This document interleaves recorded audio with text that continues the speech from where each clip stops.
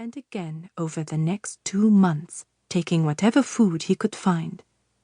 Nana began to glow with health, and, soon enough, the time came for their child to arrive.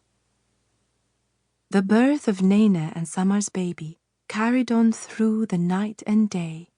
Finally, the baby came screaming into the world. Nana and Summer were weeping and laughing from exhaustion. It was a girl. They called her Rumaysa. Just as Nana was holding her daughter for the first time, joyfully cradling her and stroking her cheek, a knock sounded on their wooden door. "Who is it?" Summer called. "It is I," came a low voice. "The one from whom you have been stealing." Summer froze. The hairs on his body stood up. "Who is that?" Nana asked, clinging her baby tighter to her chest. "I don't know what you're talking about," Summer cried, frantically searching for some sort of weapon, but their small house was bare. The door swung open with a loud smack to reveal a figure cloaked in black. All they could see of her pale face was dark red lips and a pointy chin. Summer's eyes widened in horror. It was the witch. "For 2 moons you have stolen from my garden," the witch said. "Now I have come to take what is mine." She lifted a skeletal finger and pointed at the baby. "No, you can't," Summer said, paling with fear. "That's our baby." "You should not have stolen from me. You know how the old song goes, don't you, Summer?" Summer was terrified. How did she know his name? He knew the song, everyone in the village did, but he thought it had just been another children's rhyme. The witch began to sing, cackling.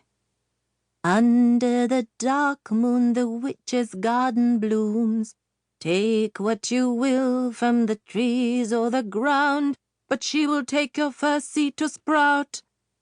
It was a terrible song, not catchy at all, but Cordelia, for this was the witch's name, seemed to think it was inspired. "No, please," Summer begged, but the witch silenced him with the snap of her fingers. She strode over to Nana and snatched the child from her hands. "No, my baby!" Nana cried out. "Please, you can't take her!" She struggled to get up. "Please!" "Too bad, dear," the witch hissed. "She is mine now." "No, Rumaysa!" Nana fell out of her bed, struggling towards the witch. Cordelia cackled and slammed the door on her way out, disappearing with the child into the night. "No!" Summer roared, his voice suddenly returning. "Summer, we have to do something!" Nana screamed. Summer could barely think. He desperately ran outside, trying to see which way Cordelia had gone. Up above, he saw what looked like a bat in the night, flying away towards the moon. He blinked, and the silhouette was gone. Panic coursed through him.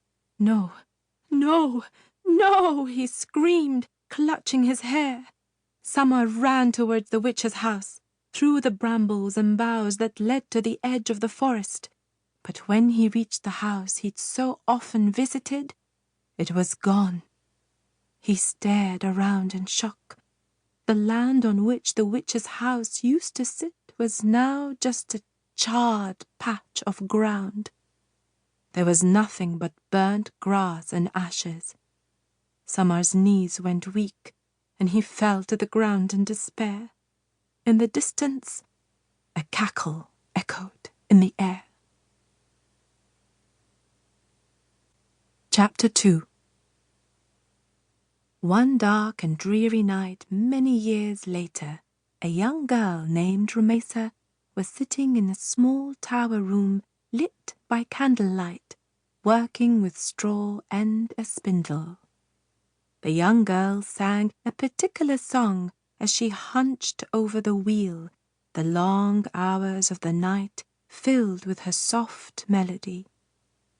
It was a curious thing, spinning straw, but something odd happened while Rumaysa worked.